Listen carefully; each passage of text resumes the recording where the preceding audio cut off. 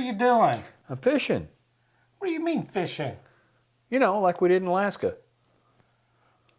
That's PH, not fishing like we did in Alaska. Oh. You need to learn how to recognize phishing. That's our topic. So that's a form of social engineering is what that is. You thought you were fishing, but you're I thought we were not doing it for fishing. the halibut again. Halibut. That was good halibut, wasn't it? Still is. I haven't eaten all the line. We were fishing just for the halibut. Okay, so what we're talking about here for the next National Cybersecurity Awareness Month, this week we're talking about recognizing phishing, right? With a PH. With a PH. Those are the bad emails. But it's still kind of the same thing, right? Hackers, they do phishing to basically try to catch you, and have you make a mistake and allow them to hack your account or hack your computer, right? There are different forms of phishing. Most of what we're talking about is email, but there are other forms of phishing that has different terminology. But back in our day, we just knew it as social engineering, right? That's all it was. It's just somebody convincing you that they're really a nice guy and they just want you to, want to help you, and they want you to share your username and password, or allow them to get into your computer, and they're going to fix your computer. They're going to make sure no hackers can get in. Whatever it is that they're going to try to do to convince you that they're the good guy and they're just here to try to help you. That's just social engineering. Whether they pick up the phone and call you, they send an email, they can send a text message, they can send a voicemail, they can actually even just send mail. I just got one of those text messages from my bank. Well, didn't you respond to it? Yes, delete. Yeah. There's many different ways of recognizing this, so that is what today's video is about. So with that, we'll just kind of get started and hopefully help you understand. So when you get it, you said you delete it. Is that what you're supposed to do to it? You really need to report it. If your employer has a program, then it needs to be reported. The FBI has a program to report it to them. They're really not going to go out and track down the hacker, but they can correlate the data and then try to do certain things based on large-scale events and prevalent data. So they need the information, but for most people, the best thing to do, don't click on any of the links and just delete it. Yeah, that's really it. You need to be aware of it. So you don't necessarily want to try to automatically delete anything. You need to be aware that, you're being targeted. And when I say you being targeted, generally it's not any individual that's being targeted. It's usually just a blast. We've talked about this in other videos where hackers will actually scan the entire network to try to find vulnerable computers. Well, in this case, if they're going to do an email or they're going to do a text message or they're going to do something like that, they're just going to blast it out to anybody and everybody they can. Believe it or not, your email addresses are publicly available. They can buy them. You can buy them on the internet. They're available if you want to pay the right money for it. Phone numbers. You can sit there and say, well, how do they know what my phone number is? Well, everybody has an area code. Everybody has a prefix. And once you get the area code and prefix, there are just 4-digit numbers after that. Just start with 0000, 00001. Well, what if it's not really a number? What if it's disconnected? So what? Their programs are designed just keep going. Recognizes a busy tone, recognizes a disconnect number, and just disconnects the call and reinitiates the next one. It can recognize disconnected number. It can recognize when there's voicemail. And faxes. Yep, faxes. It does all of that. Their businesses can buy these programs for their own marketing efforts. They're legitimate programs. They're very good at what they do. Hackers just take advantage of them and use them as well. Again, reporting it. If you have Google, Yahoo, any of those email services, they automatically have a reporting button that you can just quickly report. But I think the main thing to remember is don't expect a reply. No. It's a one-way communication. That's like a UDP packet. Yeah. Okay, so we talked about a little bit of methods. What were they again? What are the methods? How hackers do social engineering, how do they phish you? What are those methods? Most commonly email, followed by text messaging, phone calls, and then snail mail would be the last item that they would use. But some reports of snail mail have been used. It's not as common, but it has happened. Email, the cost is just next to nothing. I mean, they stand up an email server, they get an internet service provider, they go to Amazon and rent a box for a period of time, and then move on. Text messages, they stand up a voice over IP service, and they can get around and do that through internet protocols, and then of course your email or your snail mail, and then telephone calls. Well, one of the questions that I've had people ask me is like, yeah, but that email, that text, they know a lot about me. In today's world of social media, it's not that difficult to do a lot of background search through OSINT. Yeah. Most people don't understand this, but on your computer, when you do an email, when you go out to the internet, browse a website, you do anything that goes externally to this computer, your cell phone, anything like that goes out over the internet, that internet is public. It's open communications, meaning anybody with the right equipment, is freely available for them to see it and read anything that's there and anything that's available.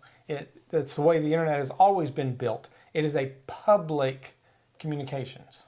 So think postcard, for those of us that are old enough to know what a postcard is. Yeah. Now you can only send it to one person, that postcard, but it's a postcard. It's not inside an envelope. So anything you write on it, anybody that can touch it, see it, or have anything to do with that postcard getting to its final destination, they can read it. It's not private. It's the same kind of thing. Another analogy would be the same thing as like your, a radio station. It broadcasts that out, right? And anybody that can tune into the right channel will hear anything that's being broadcast. When you communicate off your computer or your cell phone, it's like a radio broadcast. It's going out to the public. Even though that you may be calling one person, you may be emailing one person, you may be texting one person, that's still a public communication, right? It is, and that's got to go from you to the email server you're using, from that email server, traverse the internet to the receiving person's email server, from their email server back to them. Yeah. And, a lot of things you say, well, but, my bank information wouldn't be on there. But if you commonly browse to, your favorite bank, the bank that you always use, that information, it is available. It's knowledge that's out there. It may not know what your account number is, because once you get connected, that's a private communication, because they build a secure tunnel, if you will, a secure connection between your computer and the bank. You hope they do anyway. They're supposed to. That's what, banks are supposed to do that. And then when you log in, a hacker can't see your username and password. They can't see the transactions you're doing, but they know who you're connected to. That's not hidden. They know that your computer is connected to that bank. They can't see what you're doing, but they know you're connected to that bank. Well, okay, it stands to reason you've got an account at that bank. And a lot of that is not only garnered that way, but it's also garnered through third-party cookies. Yeah. So users or programs that are allowed to place third-party cookies report back to a given entity what websites you went to, how frequently you go, other non-secured details. Is that like chocolate chip cookies? If you like chocolate chip cookies, yes, and you browse them frequently, yes, it would report that. So cookies, it's a way when you go to your favorite website, whether it be your bank or whether it be your whatever your favorite website is, and you go to log in, you set your settings that this is the colors you like, this is the layout you like, or anything like that, any settings that you would set on that computer.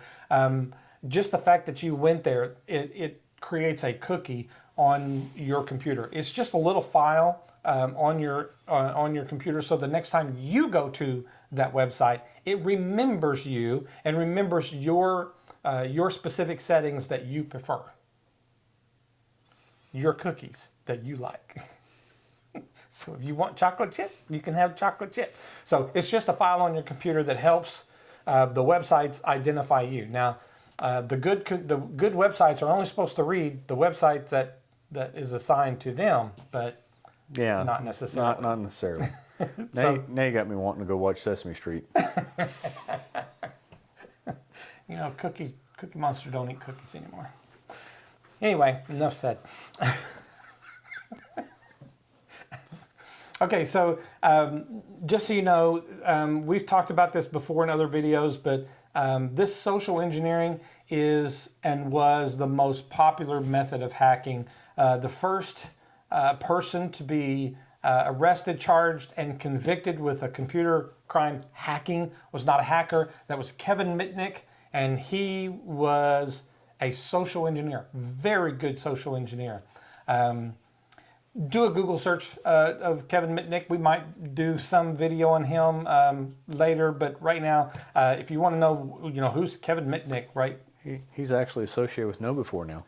He is. So if you're familiar with maybe your company, they have ways of you reporting phishing. KnowBe4 is a company that does that, and one of the founding members, I guess you could say, is Kevin Mitnick.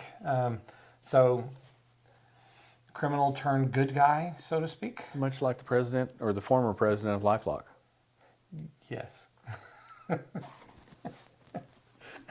So, just keep that in mind. The social engineering, if you're the best security person in the entire world, and you keep up with all your patches, you keep up with all your updates, and you follow all the best security practices with good passwords and every multi-factor authentication, all of that kind of stuff.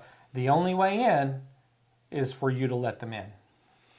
So they just got to get really good at convincing you that it's legitimate. And in the phishing email, you'll frequently find poor grammar, you'll find misspelled words, you'll find call to action or urgency. You must do this now. The phishing email that I literally received earlier today from my bank said that there was suspicious activity and I had to log in immediately.